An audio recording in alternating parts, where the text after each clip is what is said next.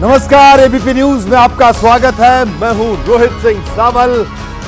भारत का हूं, भारत की बात करता हूं। कहते हैं तस्वीरें बोलती हैं। एक तस्वीर 1000 शब्द के बराबर होती है, लेकिन जरूरी नहीं कि तस्वीरों में जो दिख रहा हो वही पूरा सच हो। और आप यह भी जानते हैं कि अधूरा सच हमेशा खतरनाक होता है। यूपी की सियासत में इस वक्त इसी पर बहस हो रही है। उत्तर प्रदेश की राजनीति में कुछ तस्वीरें कोहराम मचा रही हैं। आखिर इसकी वजह से कांग्रेस के पूर्व प्रदेश अध्यक्ष अजय कुमार लल्लू पुलिस के रडार पर है। भारत की बात में आज खबर महाराष्ट्र में अमित शाह की चाणक्य चाल की भी दिखाऊंगा। आखिर विदर्भ के जरिए महाराष्ट्र विजय की क्या है शाह प्रतिज्ञा, इस पर आप देखेंगे खास रिपोर्ट। साथ ही बात हरियाणा चुनाव में पीएम मोदी के डबल अटैक की। प्रधानमंत्री ने कांग्रेस पर हमला बोलते हुए क्यों कहा कि दलालों और दामादों से बचना है तो कमल ही बचाइएगा। लेकिन सबसे पहले उत्तर प्रदेश की वो खबर जिसको लेकर कहा जा रहा है कि फोटो पर फंस गए लल्लू। आखिर यूपी कांग्रेस कमेटी के पूर्व अध्यक्ष अजय कुमार लल्लू को कुशीनगर के एसपी ने क्यों की है नोटिस भेजने की बात, देखिए खास है।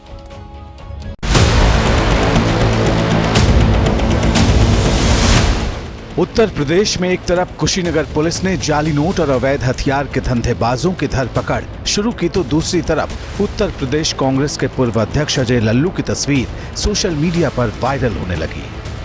तस्वीर को गौर से देखिए। कांग्रेस नेता अजय कुमार लल्लू नौशाद नाम के जिस व्यक्ति को गले लगा रहे हैं वो समाजवादी पार्टी के सांस्कृतिक प्रकोष्ठ का उपाध्यक्ष है और कुशीनगर जाली नोट कांड में गिरफ्तार आरोपियों में शामिल है। पहले ये तस्वीर आई, फिर आरोपियों के पॉलिटिकल कनेक्शन पर पुलिस का बयान आ गया। ये फैक्ट है कि पॉलिटिकल एफिलिएशन है, कनेक्टेड हैं, फोटोज हैं, बट उनका इस अपराध से और इस पूरे नेटवर्क से क्या लिंक है ये हम जांच कराएंगे। जो भी इस तरीके के लोग जो इस अपराध में लिप्त हैं या इन अपराधियों की मदद करते हैं उनके ऊपर भी कार्रवाई करवाई जाएगी। देश विरोधी गतिविधियों के आरोपी समाजवादी पार्टी के नेता की तस्वीर कांग्रेस नेता के साथ आई तो बीजेपी ने दोनों को लपेट दिया। अजय लल्लू जी एक वर्ग के लिए राजनीति कर रहे हैं और पहले से ही इन पार्टियों का वो रहा है कि लोगों को बचाना और संरक्षण देना। समाजवादी पार्टी हो, कांग्रेस हो या किसी भी दल का कोई व्यक्ति उसमें लगा हो तो उसके ऊपर कार्रवाई होनी चाहिए। दो लोगों की जो जोड़ी है, ये जोड़ी सामने आ रही है। हालांकि कांग्रेस नेता अजय कुमार लल्लू बीजेपी के सियासी हमले और पुलिस कप्तान के बयान से पहले ही पुलिस के एक्शन पर सवाल उठा चुके थे। उन्होंने सोशल मीडिया पर 2 वीडियो पोस्ट किए। दावा है कि एक वीडियो 24 सितंबर को उस वक्त का है जब पुलिस ने जाली नोट कांड पर प्रेस कॉन्फ्रेंस की थी। इसमें कुछ आरोपियों के पैर पर प्लास्टर चढ़ा हुआ दिखाई दे रहा है। दूसरा वीडियो इसके बाद का बताया जा रहा है जिसमें आरोपी बिना प्लास्टर के चलते हुए नजर आ रहे हैं।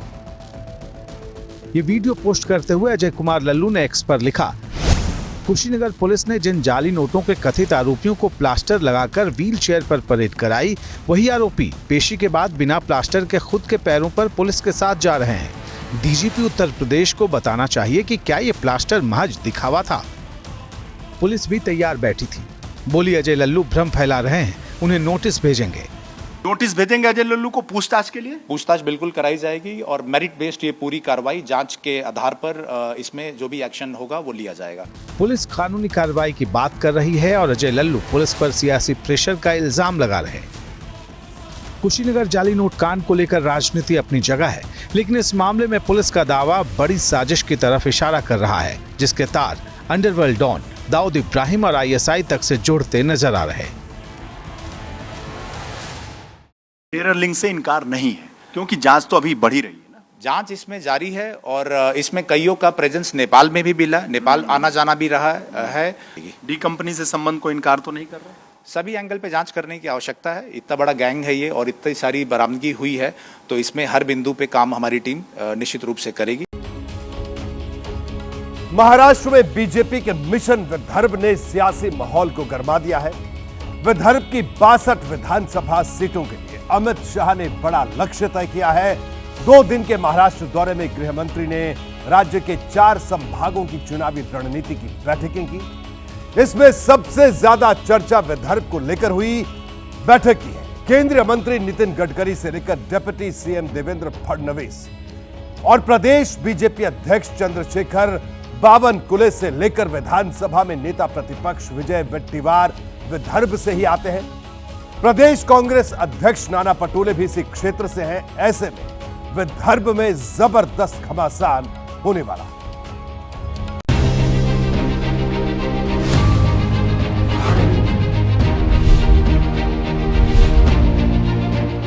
बीजेपी के मिशन महाराष्ट्र के लिए यह अमित शाह की विदर्भ विजय प्रतिज्ञा है। गृह मंत्री अमित शाह ने नागपुर में 24 सितंबर को बड़ी बैठक की थी। ये बैठक खासी चर्चा में है। वजह है मिशन विदर्भ। विदर्भ की 62 विधानसभा सीटों के लिए अमित शाह ने 45 से ज्यादा सीटें जीतने का लक्ष्य तय कर दिया है। इसके लिए बीजेपी विदर्भ की कम से कम 55 सीटों पर चुनाव लड़ने की दावेदारी कर रही है। विदर्भ में 55 सीटों पर चुनाव लड़ने के लिए सहयोगी दलों की सहमति जरूरी है। इसी वजह से सीट बंटवारे का फॉर्मूला भी जरूरी है। विनेबिलिटी यानी सीट जीतने की संभावना को यहाँ पे आधार बनाया जा रहा है। 62 में से 45 से भी ज्यादा सीटें भारतीय जनता पार्टी महायुति के माध्यम से जीतेगी। सीटों का बंटवारा भी माननीय अमित भाई के माध्यम से, उनके आशीर्वाद से महायुति का निर्णय राष्ट्रीय नेताजी तय करेंगे और जल्द से जल्द वो भी बंटवारा हो जाएगा। अब अगर इस साल हुए लोकसभा चुनाव की बात करें तो विदर्भ के इलाके में इंडिया गठबंधन को 41 विधानसभा सीटों पर बढ़त मिली थी, जबकि एनडीए की लीड सिर्फ 19 विधानसभा क्षेत्रों में थी। इंडिया गठबंधन को जिन 41 सीटों पर बढ़त मिली थी उनमें कांग्रेस की 29, शिवसेना यूबीटी की 7 और एनसीपी एससीपी की 5 सीटों पर लीड थी। एनडीए की बात करें तो गठबंधन विदर्भ की जिन 19 विधानसभा सीटों पर आगे रहा उनमें बीजेपी को 14 सीटों पर लीड मिली थी, तो शिवसेना शिंदे की सिर्फ 5 सीटों पर बढ़त थी। वहीं एनसीपी अजित पवार के इस साल के लोकसभा चुनाव में विदर्भ की किसी विधानसभा सीट पर लीड नहीं थी। अब अगर बीजेपी विदर्भ से 45 प्लस सीटें जीतने का लक्ष्य तय कर चुकी है तो जाहिर है इसे महत्वाकांक्षी कहा जाएगा। इसे हासिल करने के लिए अमित शाह ने 5 सूत्र दिए हैं। लोकसभा चुनाव के नतीजों को भूल जाएं, नई ऊर्जा के साथ काम करें, गुटबाजी बर्दाश्त नहीं होगी, टिकट न मिलने पर पार्टी का विरोध स्वीकार्य नहीं, सहयोगी दलों के साथ मिलकर काम करें, जनता के बीच सरकार की उपलब्धियां ले जाएं, लाडली बहन योजना का उदाहरण दें, जमीन पर वोटरों से जुड़ाव बढ़ाएं, विपक्षी दलों के कैडर को भी साथ लाएं। बीजेपी हर बूथ पर 10% वोट शेयर बढ़ाने की रणनीति पर भी फोकस कर रही है। सवाल ये है कि विदर्भ में भाजपा का इतना फोकस क्यों है, तो जवाब भी उसका यही है कि विदर्भ से भाजपा को ज्यादा से ज्यादा स्ट्राइक रेट मिलने की संभावना है। भाजपा और कांग्रेस के बीच आर पार की लड़ाई होती आ रही है। महाराष्ट्र में अन्य भागों में 6 दलों में इनका मुकाबला हो सकता है, लेकिन विदर्भ में इन भाजपा की लड़ाई सीधी कांग्रेस से होगी। विदर्भ का नसीब, महाराष्ट्र का नसीब आपके होने से फलने वाला नहीं है। ये 10 साल में सबको पता चला है। अगर आप कुछ हो, भाजपा कुछ है तो झूठ है और जुमला है, तो आने वाले में ये तो फैसला हो ही जाएगा। यही वजह है कि बीजेपी विदर्भ की 62 में से कम 55 सीटों पर चुनाव लड़कर ज्यादा से ज्यादा सीटें जीतने की रणनीति पर चल रही है। बात हरियाणा की। हरियाणा के चुनावी अखाड़े में आज पीएम मोदी के डबल अटैक दांव की खूब चर्चा रही। प्रधानमंत्री ने सोनीपत के गोहाना में जनसभा संबोधित की।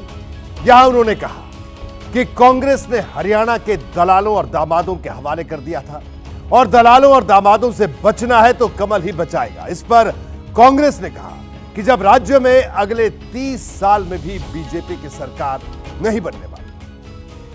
भारत माता की, नरेंद्र मोदी की। लगातार तीसरी बार हरियाणा में कमल खिलाना है। फिर एक बार भाजपा सरकार। हरियाणा के चुनावी दंगल में ये प्रधानमंत्री मोदी का वो अंदाज है जिसने बीजेपी कार्यकर्ताओं का जोश हाई कर दिया। जैसे जैसे वोटिंग का दिन पास आ रहा है, ऐसे वैसे कांग्रेस पस्त पड़ती जा रही है। कांग्रेस ने हरियाणा को दलालों और दामादों के हवाले कर दिया था। दलालों और दामादों से बचना है तो कमल ही बचाएगा। आप आप ये गलती मत करना, 10 साल बाहर रहे तो सुधर गए होंगे, ये सुधर सकते ही नहीं जी, ये कभी नहीं सुधर सकते। अमेरिका दौरे से लौटने के बाद प्रधानमंत्री मोदी ने हरियाणा के चुनावी मैदान में कांग्रेस को सीधे सीधे ललकारा, उसे देश की सबसे बेईमान पार्टी बता डाला। ये 10 साल पहले की कथा है, एक भी नौकरी ऐसी नहीं थी जिसमें खर्ची और पर्ची न चलती हो। सरकारी ठेकों में जमकर भ्रष्टाचार होता था। हरियाणा को लूट कर खाने वाली ऐसी करप्ट कांग्रेस को हरियाणा की सरकार से मीलों मीलों दूर रखना है, तब जाके हरियाणा बचेगा। सोनीपत जिले में 6 विधानसभा सीटें हैं। 2019 के विधानसभा चुनाव में इनमें से 4 सीटों पर कांग्रेस जीती थी, तो बीजेपी सिर्फ 2 सीट पर ही कब्जा जमा पाई थी। कांग्रेस ने जिले के सोनीपत, गुहाना, खरखौदा और बरोदा सीट जीती थी, तो वहीं बीजेपी गन्नौर और राय में जीत हासिल कर पाई थी। यही वजह है कि सोनीपत पहुंचकर खुद पीएम मोदी ने जनता का भरोसा जीतने की कोशिश की, जिसके दम पर 6 में से 6 सीटें हासिल की जाए।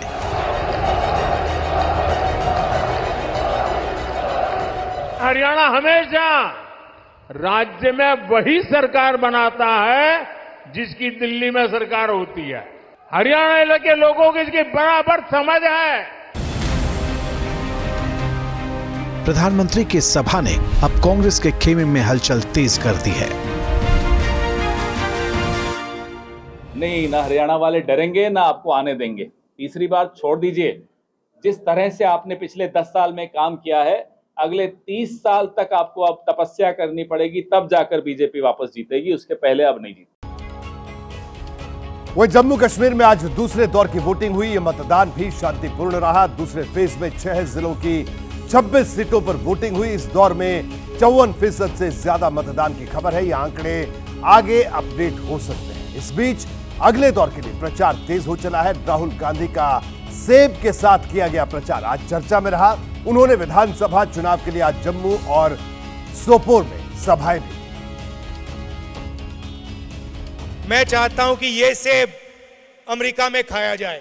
जब भी सेब खाया जाए, लोग कहें कि हाँ भैया, ये सोपोर का सेब जम्मू कश्मीर से आया है। सबसे पहली बात, शायद सबसे जरूरी बात, आपकी स्टेटहुड की है। और अब बात हिमाचल प्रदेश की, जहां कांग्रेस की सरकार है और अब उत्तर प्रदेश वाला योगी मॉडल वहां सरकार लागू करने वाली है। उत्तर प्रदेश की तरफ हिमाचल प्रदेश में फास्ट फूड की रेहड़ी चलाने वालों और दुकान मालिकों को आईडी लगानी होगी। हिमाचल प्रदेश के शहरी विकास मंत्री विक्रमादित्य सिंह ने इस फैसले का ऐलान करते हुए बाकायदा यूपी का जिक्र किया। जितने भी स्ट्रीट वेंडर्स हैं, चाहे वो कोई सामान बेच रहे हैं, कोई गुड्स बेच रहे हैं, पर्टिकुलरली जो खान पीन का सामान बेच रहे हैं, कोई मोमोज बेच रहा है, कोई नूडल्स बेच रहा है, बहुत सी चिंताएं लोगों ने व्यक्त करी थी, कुछ आशंकाएं भी व्यक्त करी गई थी। तो इसको हमने समझते हुए और जिस तरीके से उत्तर प्रदेश में भी वहाँ पर भी जो रेडी फड़ी वाले हैं, खास करके उनके लिए ये मैंडेटरी किया गया है कि वहाँ पर जो है आपको अपना उसमें नाम और आईडी लगाना होगा। तो हमने भी इसको यहाँ पर पूरी मजबूती से लागू करने का निर्णय किया है। वहीं महाराष्ट्र और यूपी में एनकाउंटर पर जारी सियासत के बीच महाराष्ट्र कांग्रेस के बड़े नेता विजय वेट्टीवार ने विवादित बयान दे दिया है। महाराष्ट्र के नेता विपक्ष विजय वेट्टीवार ने कहा है कि ब्रजभूषण शरण सिंह का भी एनकाउंटर होना चाहिए। विजय ने आरोप लगाया कि बदलापुर कांड के आरोपी अक्षय शिंदे को मारकर बीजेपी नेता को बचाया। ये अक्षय शिंदे का एनकाउंटर का समर्थन भाजपा और शिंदे सेना कर रही है। अगर आप इसका समर्थन करते हो तो ब्रिजभूषण के लिए फिर क्या आपकी बात है? जिस महिला पहलवानों का शोषण किया था, अत्याचार किया था, 40-45 दिन ये बच्चियां हमारी रो रही थी, पूरा देश देख रहा था, और उनके मुंह में ये ब्रिजभूषण ने हमारे साथ में अन्याय किया, अत्याचार किया, शोषण किया करके चिल्ला रही थी, तब कहाँ गई थी तुम्हारी नीति में? तब क्यों नहीं ब्रिजभूषण खासदार का तुमने एनकाउंटर किया? क्यों? वो भाजपा का एमपी है करके, पार्लियामेंट मेंबर है करके। अगर कानूनन दोषी वो है तो वो भी है। वहीं विजय वेट्टीवार के बयान पर हमने ब्रजभूषण शरण सिंह से प्रतिक्रिया लेने की कोशिश की, लेकिन उन्होंने प्रतिक्रिया देने से इनकार कर दिया। किसानों के जो लॉज हैं वो मुझे लगता है जो रिपील हो गए हैं वो फिर से लगने चाहिए। हो सकता है कॉन्ट्रोवर्शियल हो जाए।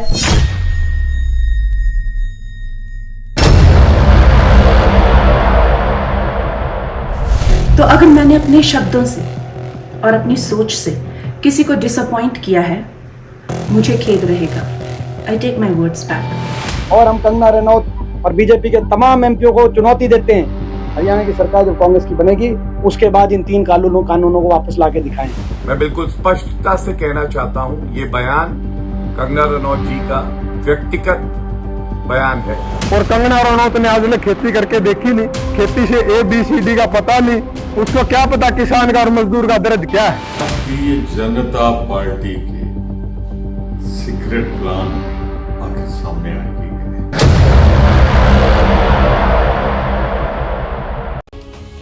आप भी हैरान हो रहे होंगे ना, आपके मन में भी सवाल होगा कि जब कंगना को पता है कि उनके किस बयान पर कितना बड़ा विवाद हो सकता है, तो वो बयान देकर बखेड़ा खड़ा करती ही क्यों? और अब तो वो सांसद है, तो मुसीबत बीजेपी के लिए पैदा होती है। अब हुआ क्या, वो भी देख लीजिए। 23 सितंबर को हिमाचल प्रदेश के मंडी से सांसद कंगना रनौत ने बयान दिया कि कृषि कानून जो वापस ले लिए गए थे उन्हें दोबारा लाना चाहिए। कांग्रेस समेत विपक्षी पार्टियों ने इसे बीजेपी का सीक्रेट प्लान बताकर घेरना शुरू कर दिया। बीजेपी कंगना के बयान पर फौरन सफाई देने के लिए सामने आई और फिर हमेशा की तरह कंगना ने बयान पर माफी मांगी। लेकिन जो क्लेश होना था वो तो हो गया। तो आज भारत की बात में मेरे साथ देखिए सांसद कंगना की संपूर्ण क्लेश कथा।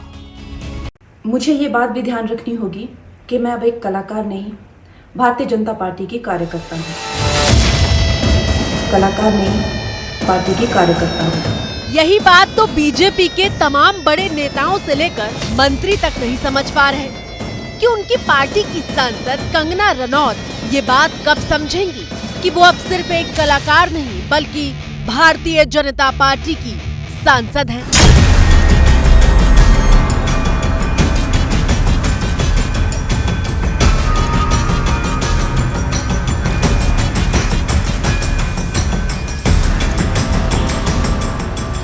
और मेरे ओपिनियंस अपने नहीं होने चाहिए, वो पार्टी का स्टैंड होना चाहिए। ओपिनियंस अपने नहीं, पार्टी का स्टैंड होना चाहिए। ये जगह मेरे लिए बहुत नई है, मैं एक नई सांसद हूँ, मगर मुझे इस बात का आभास है कि ये जो 18वीं लोकसभा है ये कोई सामान्य लोकसभा नहीं है। कंगना, ये तो किसी भी राजनीतिक पार्टी का हिस्सा बनने वाले छोटे से छोटे कार्यकर्ता को भी समझ में आता है कि पार्टी लाइन से अलग बयान नहीं देना है। तो फिर आपको कहाँ दिक्कत पेश आ रही है? अगर मैंने अपने शब्दों से और अपनी सोच से किसी को डिसअपॉइंट किया है, मुझे खेद रहेगा। I take my words back. मुझे खेद रहेगा। I take my words back. I take my words back. लेकिन कितनी बार कंगना, आखिर कितनी बार आपके जो मन में आएगा आप बोल देंगी और फिर जब पार्टी नाराज होगी तो आप वीडियो बनाकर अपने शब्द वापस लेने आ जाएंगी। मैंने ये सुझाव दिया कि किसानों को फार्मर्स लॉ वापस लाने का प्रधानमंत्री जी से निवेदन करना चाहिए। मेरी इस बात से बहुत सारे लोग निराश हैं और डिसअपॉइंटेड हैं। जब फार्मर्स लॉ प्रपोज हुए थे तो हम बहुत सारे लोगों ने जो है उनका समर्थन किया था, लेकिन बड़ी ही संवेदनशीलता से और सहानुभूति से हमारे माननीय प्रधानमंत्री जी ने वो लॉज जो थे वापस ले लिए थे। और ये हम सब कार्यकर्ताओं का कर्तव्य बनता है कि हम उनके शब्दों की गरिमा रखें। आप ही बताइए, आपने कहाँ रखा गरिमा का ख्याल? और आपने सिर्फ एक बयान नहीं दिया है बल्कि जिस पार्टी से आप आती हैं उस बीजेपी के लिए हरियाणा विधानसभा चुनाव से पहले आपने रायता फैला दिया है। रायता फैला किस बयान से? शुरुआत वहीं से करते हैं। किसानों के जो लॉज हैं वो मुझे लगता है जो रिपील हो गए हैं वो फिर से लगने चाहिए। हो सकता है कॉन्ट्रोवर्शियल हो जाए। देख लीजिए कंगना मैडम का कॉन्फिडेंस। किसान कानून जैसे गंभीर मुद्दे पर बयान दे रही थी, लेकिन हंसते हुए ये भी कह रही थी कि इस पर कंट्रोवर्सी हो सकती है। मतलब जानबूझकर क्लेश शुरू किया। मुझे लगता है किसानों के हितकारी लॉस वापस आने चाहिए और किसानों को खुद इसकी डिमांड करनी चाहिए। तो क्या वो कृषि विशेषज्ञ हो गई हैं अब? उनको पहले तो ये तय करना चाहिए वो फिल्मी एक्ट्रेस हैं, वो राजनेता हैं या वो कृषि विशेषज्ञ हैं। अगर वो इतनी ही बड़ी कृषि विशेषज्ञ हैं तो फिर जो कृषि मंत्री शिवराज सिंह चौहान जी हैं, शिवराज सिंह चौहान जी को हटा के फिर तो कंगना रनावत को ही कृषि मंत्री बना देना चाहिए फिर तो। ये वो किसान है जो पूरे 1 साल तक कृषि कानून के खिलाफ सड़क पर आंदोलन कर रहे थे और अब कंगना कह रही हैं कि किसानों को ही कानून को दोबारा लागू करने की मांग करनी चाहिए। और इस बयान के बाद सबसे तीखी प्रतिक्रिया किसानों की ही आई है। हम चेताना चाहते हैं सरकार को कि अपनी इस गैर जिम्मेवार सांसद के ऊपर लगाम लगाए, नहीं तो हम इसको मुंह की खानी पड़ेगी। कंगना के इस बयान ने मानो कांग्रेस की मन मांगी मुराद पूरी कर दी और हरियाणा चुनाव जब अपने पीक पर है तब कांग्रेस को बीजेपी पर हमला करने का मुद्दा मिल गया। विपक्ष के नेता राहुल गांधी ने पूछा है कि सरकार की नीति कौन तय कर रहा है, पीएम या फिर बीजेपी सांसद। मोदी जी आप क्लैरिफाई कीजिए, आप इसके खिलाफ हैं या आप फिर से बदमाशी कर रहे हैं? क्या वो किसान के कानून रिवाइव करेंगे या नहीं? और अगर करेंगे तो फिर मैं आपको गारंटी दे रहा हूँ कि इंडिया गठबंधन पूरा इनके खिलाफ खड़ा हो जाएगा। कांग्रेस के साथ साथ आम आदमी पार्टी भी कंगना के बयान पर बीजेपी को घेर रही है। ये दिखाता है कि उनकी मंशा है कि तीनों कानून वापस आए। आज खट्टर साहब का बयान आया है कि शंभू बॉर्डर पे जो बैठे हैं वो किसान नहीं है, वो नकली हैं, वो फर्जी हैं। ऐसा बटन दबाना दोबारा ये तीनों कानूनों की बात ना करें। ये तीनों कानून दोबारा इनके मुंह से तीनों कानून नहीं निकलने चाहिए, ऐसा बटन दबाना इस बार आप। अब समझिए चुनाव में जब वार पलटवार का दौर होता है, ऐसे में कंगना के बयान पर बीजेपी सफाई वाली मुद्रा में आ गई है। पार्टी प्रवक्ता गौरव भाटिया ने कंगना के बयान का खंडन किया है। भारतीय जनता पार्टी की तरफ से ना कंगना रनौत जी ऐसा कोई बयान देने के लिए अधिकृत है और ना ही उनका बयान जो पार्टी की सोच है 3 कृषि कानूनों को लेकर उसको दर्शाता है। इसलिए उस बयान का हम खंडन करते हैं। कंगना को भी देख लीजिए, पहले बयान दिया और फिर गौरव भाटिया के बयान को एक्स पर पोस्ट करके कह रही हैं कि हाँ बिल्कुल ये मेरी निजी राय है, पार्टी की नहीं। बीजेपी को असहज करना कंगना की पुरानी आदत है, क्योंकि ठीक 1 महीने पहले भी कंगना ने किसान आंदोलन के खिलाफ बयान दिया था। पंजाब में किसान आंदोलन के नाम पर उपद्रवी हिंसा फैला रहे थे, वहाँ रेप और हत्याएं हो रही थी। अगर हमारा शीर्ष नेतृत्व मजबूत नहीं रहता तो किसान आंदोलन के दौरान पंजाब को भी बांग्लादेश बना दिया जाता। किसान बिल को वापस ले लिया गया, वरना इन उपद्रवियों की बहुत लंबी प्लानिंग थी, वे देश में कुछ भी कर सकते थे।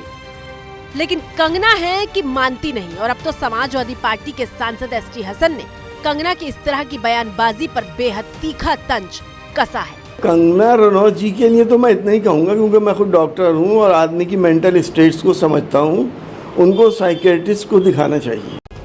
कांग्रेस कंगना के बयान को सोची समझी साजिश का हिस्सा करार देकर यह साबित करना चाहती है कि बीजेपी मौका पाकर कृषि कानून वापस लाएगी, जबकि समाजवादी पार्टी ने बयान दिया है कि हर कोई जानता है कि कंगना के बयान से हरियाणा में बीजेपी को नुकसान होगा। हरियाणा में 5 अक्टूबर को चुनाव है। 3 कृषि कानून को वापस लेने की मांग वाले आंदोलन में हरियाणा शामिल रहा है। अब सवाल यह है कि कंगना के इस नए क्लेश वाले स्टेटमेंट से बीजेपी को कितना नुकसान होगा। भारत माता की, भारत माता की, भारत माता की। बहुत बहुत धन्यवाद। जैसे जैसे वोटिंग का दिन पास आ रहा है, वैसे वैसे कांग्रेस पस्त पड़ती जा रही है। मैं बड़े गर्व के साथ कहता हूं, मैं जो कुछ भी हूं उसमें हरियाणा का भी बहुत बड़ा योगदान है। हरियाणा के चुनावी रण में देश के प्रधानमंत्री मोदी कमल खिलाने के लिए एड़ी चोटी का जोर लगा रहे हैं। याद कीजिए 10 साल पहले जब यहाँ कांग्रेस की सरकार थी तब क्या होता था? तब हरियाणा में किसानों की जमीन को जम करके लूटा गया। कांग्रेस ने हरियाणा को दलालों और दामादों के हवाले कर दिया था। धन्यवाद। मोदी बता रहे हैं कि कैसे कांग्रेस ने किसानों के खिलाफ काम किया है, लेकिन वोटिंग से सिर्फ 10 दिन पहले कंगना के बयान ने बीजेपी की किरकिरी कर दी है। किसानों के जो लॉज हैं वो मुझे लगता है जो रिपील हो गए हैं वो फिर से लगने चाहिए। हो सकता है कंट्रोवर्शियल हो जाए।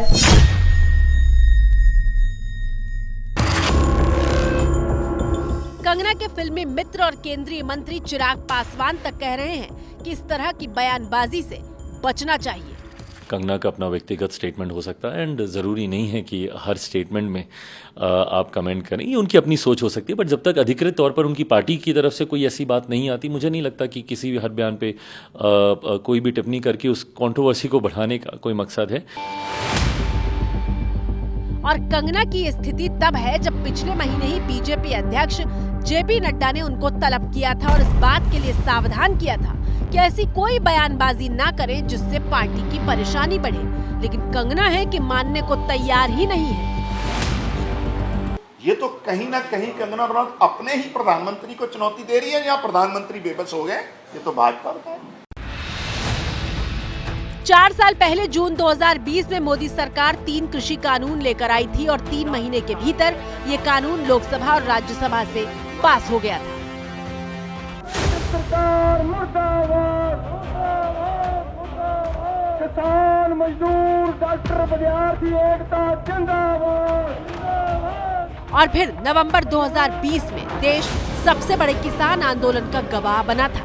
दिल्ली बॉर्डर पर हाईवे पर तंबुओं का शहर दिखाई देने लगा था। किसान आंदोलन के दौरान अप्रैल और मई 2021 में पश्चिम बंगाल, तमिलनाडु, केरल, असम और पुदुचेरी में विधानसभा चुनाव हुए थे। असम को छोड़कर केरल, तमिलनाडु और पश्चिम बंगाल में बीजेपी को हार का सामना करना पड़ा था, जबकि असम में भी 11 सीटों का नुकसान हुआ था। 1 साल तक डेडलॉक की स्थिति बनी रही थी। सरकार और किसानों के बीच कई दौर की बातचीत विफल होती रही और फिर विधानसभा चुनाव नतीजों के बाद बीजेपी में मंथन चला था और फिर नवंबर 2021 में पीएम मोदी ने कृषि कानून वापस लेने का फैसला किया था। कि शायद हमारी तपस्या में ही कोई कमी रही होगी, जिसके कारण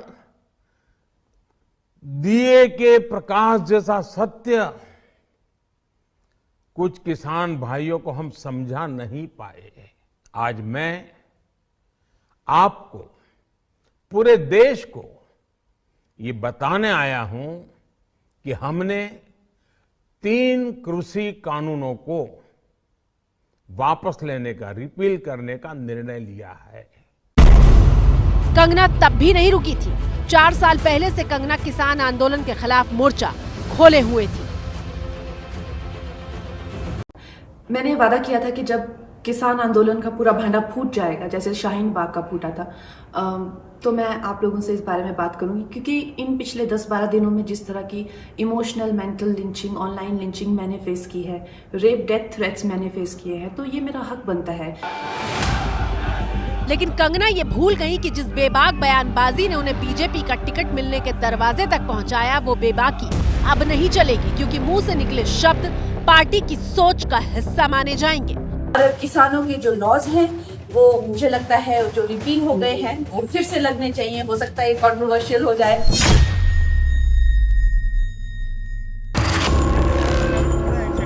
कंगना के किसानों के खिलाफ बयान देने की प्रतिक्रिया के तौर पर ये तस्वीर भी सामने आई थी।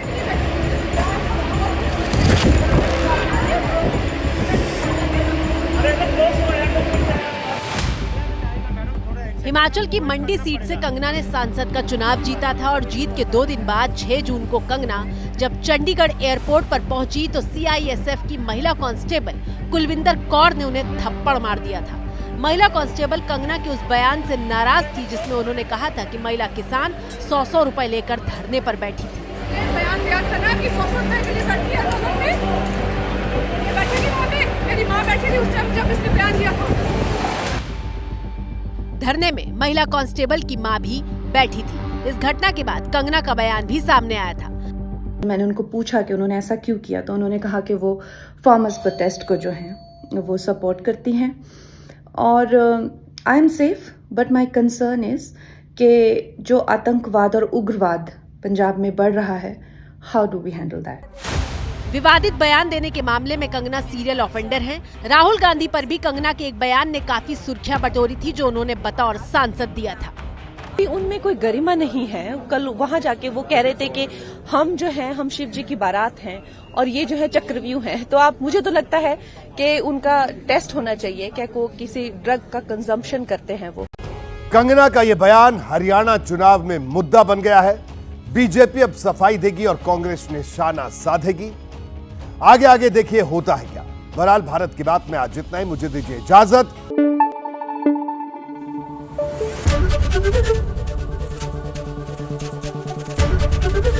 एबीपी न्यूज आपको रखे आगे।